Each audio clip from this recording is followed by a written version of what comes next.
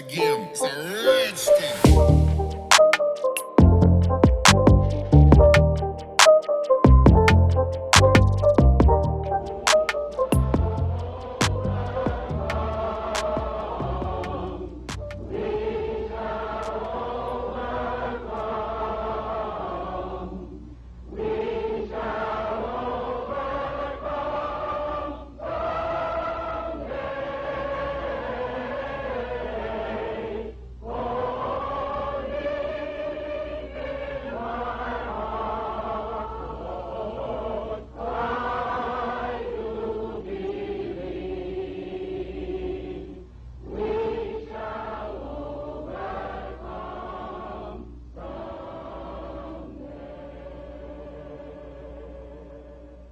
At this time, I have the honor to present to you the moral leader of our nation. I have the pleasure to present to you Dr. Martin Luther King, Jr.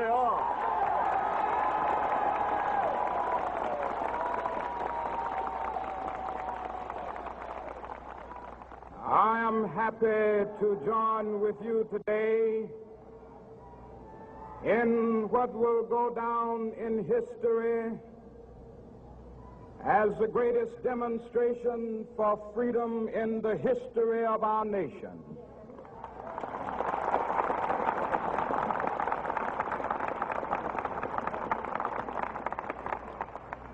Five score years ago, a great American in whose symbolic shadow we stand today signed the Emancipation Proclamation. This momentous decree came as a great beacon light of hope to millions of Negro slaves who had been seared in the flames of withering injustice. It came as a joyous daybreak to end the long night of their captivity. But 100 years later, the Negro still is not free. 100 years later, the life of the Negro is still sadly crippled by the manacles of segregation and the chains of discrimination. 100 years later, the Negro lives on a lonely island of poverty in the midst of a vast ocean of material prosperity. 100 years later, the Negro is still languished in the corners of American society and finds himself in exile in his own land. And so we've come here today to dramatize a shameful condition. In a sense, we've come to our nation's capital to cash a check. When the architects of our republic wrote the magnificent words of the Constitution and the Declaration of Independence, they were signing a promissory note to which every American was to fall heir. This note was a promise that all men, yes, black men as well as white men, would be guaranteed the unalienable rights of life, liberty, and the pursuit of happiness. It is obvious today that America has defaulted on this promissory note insofar as her citizens of color are concerned. Instead of honoring this sacred obligation, America has given the Negro people a bad check, a check which has come back marked insufficient funds.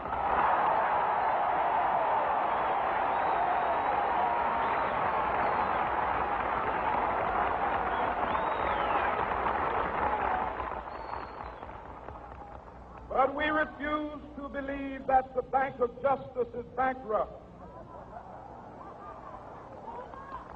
We refuse to believe that there are insufficient funds in the great vaults of opportunity of this nation. So we've come to cash this check, a check that will give us upon demand the riches of freedom and the security of justice.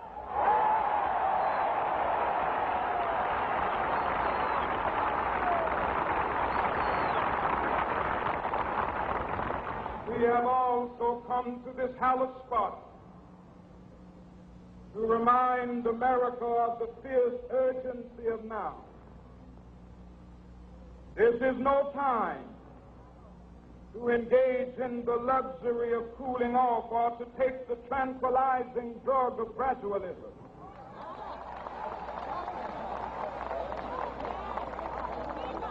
Now is the time to make real the promises of democracy. Now is the time to rise from the dark and desolate valley of segregation to the sunlit path of racial justice. Now is the time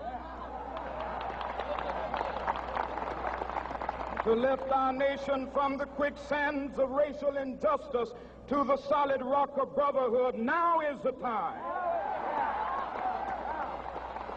to make justice a reality for all of God's children. It would be fatal for the nation to overlook the urgency of the moment. This sweltering summit of the Negro's legitimate discontent will not pass until that is an invigorating autumn of freedom and equality. 1963 is not an end, but a beginning.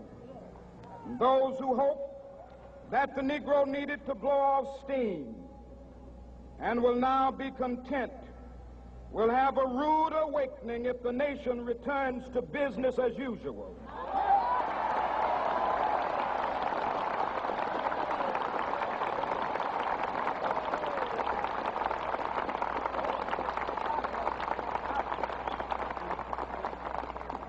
There will be neither rest nor tranquility in America until the Negro is granted his citizenship rights.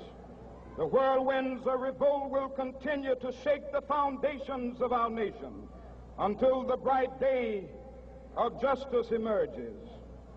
But that is something that I must say to my people who stand on the warm threshold which leads into the palace of justice. In the process of gaining our rightful place, we must not be guilty of wrongful deeds. Let us not seek to satisfy our thirst for freedom by drinking from the cup of bitterness and hatred.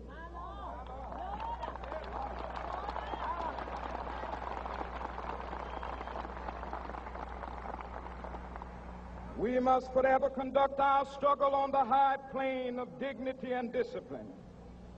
We must not allow our creative protests to degenerate into physical violence. Again and again, we must rise to the majestic heights of meeting physical force with soul force. The marvelous new militancy which has engulfed the Negro community must not lead us to a distrust of all white people.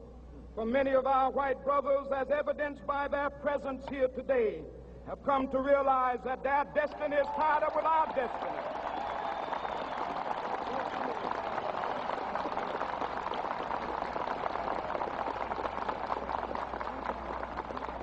And they have come to realize that their freedom is inextricably bound to our freedom.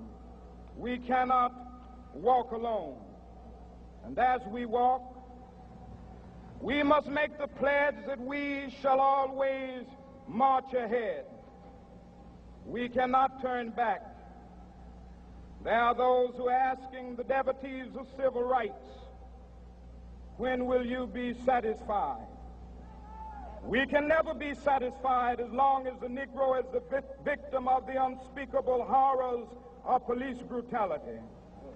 We can never be satisfied as long as our bodies, heavy with the fatigue of travel, cannot gain lodging in the motels of the highways and the hotels of the cities.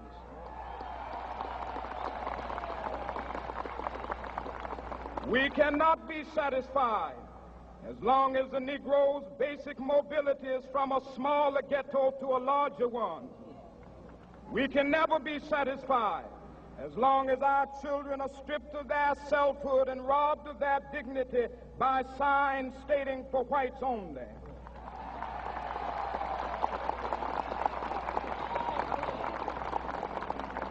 We cannot be satisfied as long as a Negro in Mississippi cannot vote and a Negro in New York believes he has nothing for which to vote.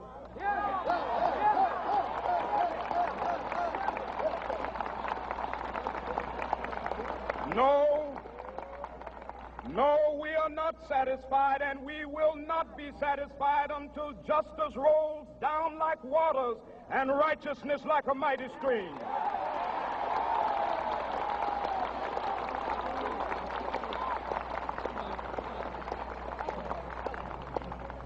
I am not unmindful that some of you have come here out of great trials and tribulations. Some of you have come fresh from narrow jail cells.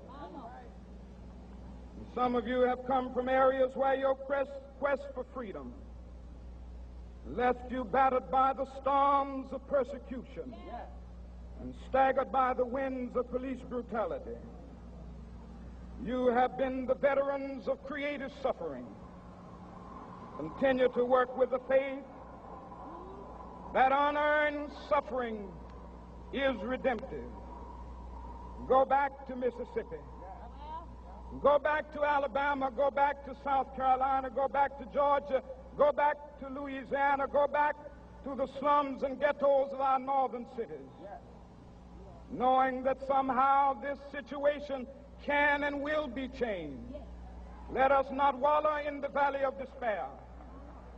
I say to you today, my friend,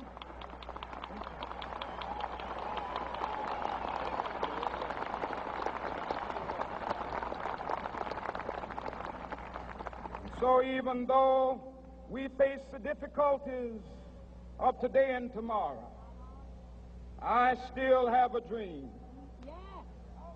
It is a dream deeply rooted in the American dream.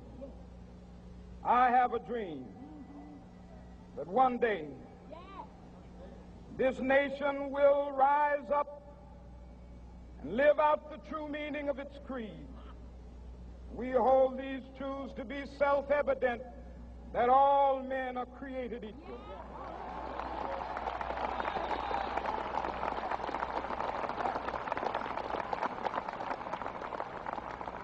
I have a dream that one day on the red hills of Georgia, the sons of former slaves and the sons of former slave owners will be able to sit down together at the table of brotherhood.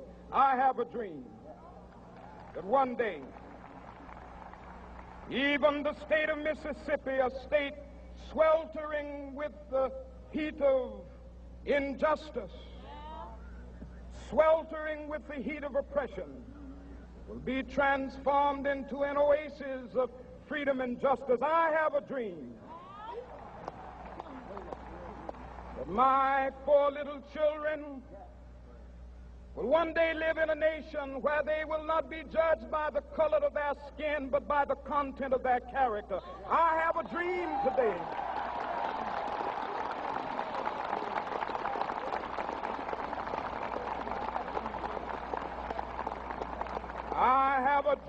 that one day down in Alabama, with its vicious racists, with its governor having his lips dripping with the words of interposition and nullification, one day right there in Alabama, little black boys and black girls will be able to join hands with little white boys and white girls as sisters and brothers. I have a dream today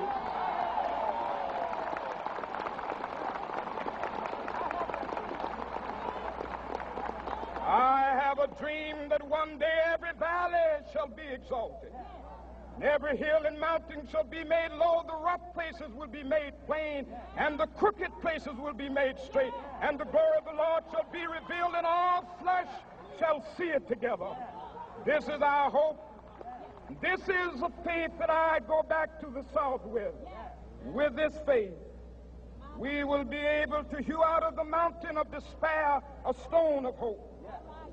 With this faith, we will be able to transform the jangling discords of our nation into a beautiful symphony of brotherhood. With this faith, we will be able to work together, to pray together, to struggle together, to go to jail together, to stand up for freedom together, knowing that we will be free one day. This will be the day. This will be the day when all of God's children will be able to sing with new meaning, "My country, 'tis of thee. Sweet land of liberty, of thee I sing. Land where my fathers died, land of the pilgrim's pride. From every mountainside, let freedom ring. And if America is to be a great nation, this must become true. And so let freedom ring. From the prodigious hilltops of New Hampshire, let freedom ring. From the mighty mountains of New York, let freedom ring. From the heightening Alleghenies of Pennsylvania, let freedom ring. From the snow-capped Rockies of Colorado, let freedom ring. From the curvaceous slopes of California. But not only that, let freedom ring from Stone Mountain of Georgia. Let freedom ring from Lookout Mountain of Tennessee. Let freedom ring from every hill and molehill of Mississippi, from every mountainside. Let freedom ring. And when this happens, and when we allow freedom ring, when we let it ring from every village and every hamlet, from every state and every city, we will be able to speed up that day when all of God's children, black men and white men, Jews and Gentiles, Protestants and Catholics, will be able to join hands and sing in the words of the old Negro spiritual, "Free at last, free at last. Thank God Almighty, we are free at last."